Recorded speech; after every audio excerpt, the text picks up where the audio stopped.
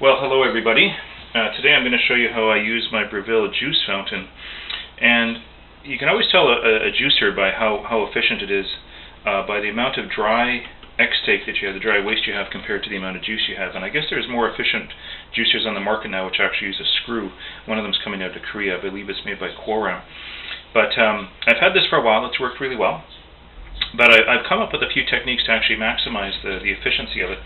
And one of them was to, instead of putting the apple or all the things down whole and then pressing down with the chute, is to actually cut up the pieces into eighths, right? So if this is an apple, we cut once, we cut twice, and then we cut down the middle. And what this will do is I'll turn it into 8 pieces, and they'll all be in the similar to the shape of a tetrahedron.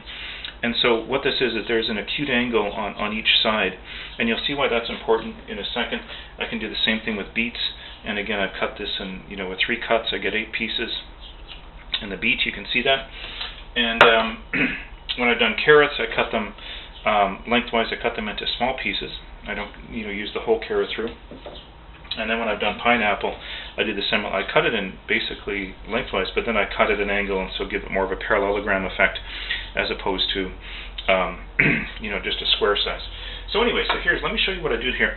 And I don't know how loud this is going to be, so what I do is you can vary the speed. Okay, this is the slowest it'll be, and this will be the fastest it'll be.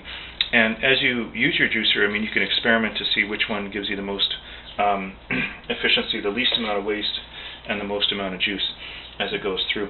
And so it might be some is better. What this is going to do as you go through, we're going to drop this in, and with this acute angle, all the blades that are spinning under the covers here, we're going to and it's going to actually put this into a spin, and each time it drops, it's going to take a little bit out, and it'll come up and down, and it'll spin, it'll spin, it'll spin, it'll spin, it'll spin.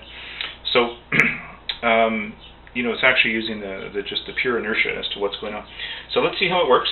I'll put this in the back to begin with, and I'll turn this on. I'll drop in here.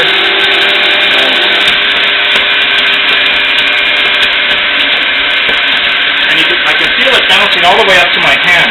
That's how fast it's going here, even at speed 3. So now you can bring it down, and it's bouncing up into here. Right? Same thing with the carrot.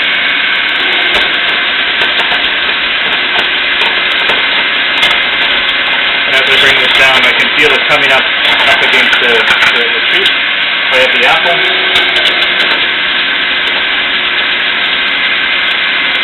And so you can see a certain amount of waste coming up and a certain amount of juice. And now with the pineapple. And I notice the really wet ones, they don't bounce up at all very much at all. So that's how it works. And you can just keep doing this and dropping it in. It usually works. Sometimes it gets stuck, and you might be able to throw another one in, and it'll loosen it up. And other times you got to stop it. I think in this particular case it just got stopped. In this case you can make a decision to just put it through. Okay, there it's working again. Just need to get some friction on that. Still going in there. There we go. Okay. And that's basically my secret on how to get more efficiency out of the Breville. And it's worked really well for me. I'm really pleased with the juicer.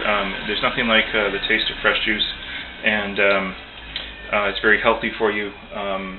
Especially the beets. Once I had a cold last winter, and I felt it coming on, and I'd actually made some beet juice because we got some beets on sale, and I had one little swig of the beet juice, and the cold just stopped. So I don't know if it was just one of those colds that were that were just going to take a short time, or whether it was because of the beet juice, but I can't discount the beet juice. So there you go, and I hope it's useful.